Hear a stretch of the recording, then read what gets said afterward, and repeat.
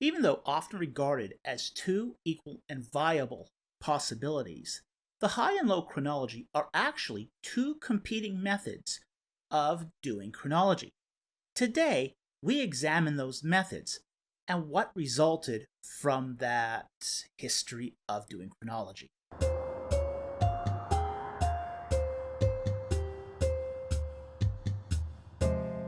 The High and Low Egyptian Chronologies have been around since the 19th century, and both were originally based on Archaeoastronomy. Archaeoastronomy is the practice of using astronomy to try to figure out the things of the past. And if you like these videos and wish to help out, please hit that subscribe button. It really helps our channel. And please, if you wish to help us financially, consider becoming a Patreon member, buying my book, The Ark of the Covenant in its Egyptian Context, an Illustrated Journey, or by funding my new book project on GoFundMe. You can find the details below in the description. Now, initially, the high and low chronologies were derived from Manetho. Manetho being the Egyptian priest that wrote the king's list for the kings of Egypt, and he included how long they reigned. Scholars in the 19th century took those dates from Manetho and combined them with discoveries in lunar dating and the Sothic cycle. The Sothic cycle being the star Sirius that rotates once every 1400 plus years. Now, what happened was in the 19th century, these methods using archaeoastronomy produced two different competing chronologies. One chronology was called the High Chronology, and it has dates that go back earlier. The other one was called the Low Chronology, for dates that came later. In the chart shown above, we see three chronologies. We'll get to the low middle one later, but you'll see the dates for the High Chronology and the Low Chronology represented there. And both those dates represent the consensus views for the people who generally hold those positions. Now, you'll notice there that I have the dates for Ramses II, Amenhotep II, and King Akhmosa. One of the interesting things that you might notice is that Amenhotep II, in both chronologies, does not reign during 1446 BC, which is the early Exodus date. And this seems very odd to people when they see it the first time. The reason is because even though early date supporters say they support a high chronology, what they actually do is they take that high chronology and they alter the dates of the reigning kings so that Amenhotep II actually reigns during 1446 BC. The fact is that neither the High Chronology nor the Low Chronology actually supports a 1446 date for Amenhotep II. So what we have so far is this sort of chronological debate that took place in the 19th century between the High and the Low Chronology. But while this debate was going on in the late 19th, early 20th century, Assyriologists were having their own debate for Mesopotamian chronology. In the case of Mesopotamian chronology, it too divided into two camps, a High Chronology and a Low Chronology, although their dates were probably a lot closer than what we find in Egyptian chronology. And between the two extremes in Assyriology, scholars came up with a middle position called the Middle Chronology.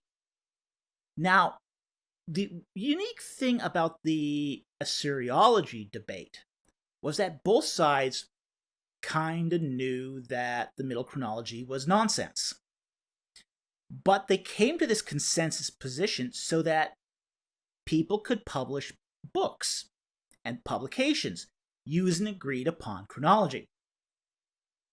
Eventually, in most cases, Assyriologists tended to pick the Mesopotamian Low Chronology based upon text-critical considerations. Now, also what drove the consensus in Mesopotamian chronology is that they had a lot more synchronisms. And a synchronism is a piece of information that connects two people as having lived at the same time.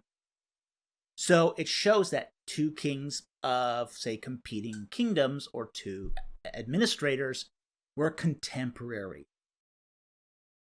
And unlike what we find in Egyptian chronology, Mesopotamian chronology has a lot of synchronisms. And it's further assisted by what is called an eponym list, which basically takes the tenure of certain administrators in Mesopotamia and ties the reigns to the years of those administrators. So the eponym list also proved to be a very, very important corroborating device for the establishing of Mesopotamian chronology. This is why Mesopotamian chronology became the gold standard of ancient Near Eastern chronologies. So all this was happening in the background while the Egyptian chronology debate was going on. Now, in the 1980s, there were two developments that happened in Egyptian chronology that sort of changed the game. The first was the fall of Archaeoastronomy. Now, while lunar dating and the Sothic cycle seemed very, very scientific, when the reigns of kings started to be refined in the 50s and 60s, it started to be noticed that the lunar dates didn't quite match. So what happens was that we started taking another look at, say, the credibility of archaeoastronomy. And what happened was, while we as, say, modern 21st century scholars could calculate a lunar cycle down to the very day going back in time, the observer on the ground wasn't quite so accurate. Now, this was a problem that actually has been plaguing chronologists for a long time. Scaliger and Usher were also plagued by this problem. Both those men, when they made their chronology, they corroborated their chronologies by basically lunar tables that were left by Islamic scholars. The issue was that those lunar tables didn't quite work out. There was errors in those lunar tables, which is why their chronologies were ultimately not accepted.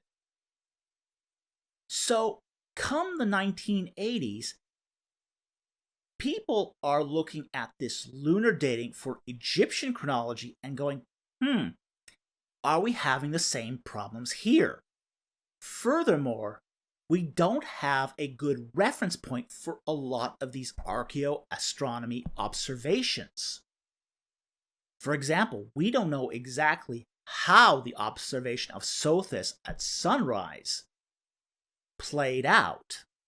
We don't know what latitude, what longitude, or how long the Egyptians regarded the Sothic cycle to be.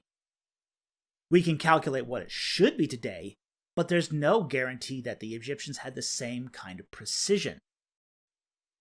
So the Sothic cycle proved to be very unreliable, and this brought into doubt all the archaeoastronomical dates that had been set. So that was the first problem that beset the method. The second development that happened in the 1980s was that Kenneth Kitchen published a series of articles on the Amarna letters. And what Kitchen did was he took synchronisms from the Amarna letters and tied Egyptian chronology to the kings of Assyria and Babylon. So he was able to tie the 18th and 19th dynasties of Egypt to figures in Mesopotamia, using that gold standard of chronology. So that was the radical sea change here, is those two things. The fall of Archaeoastronomy and the tying of the Amarna letters to Mesopotamian chronology. But the High Chronology wasn't done yet. It wasn't finished. In 1992, William Ward did the last major defense of the High Chronology.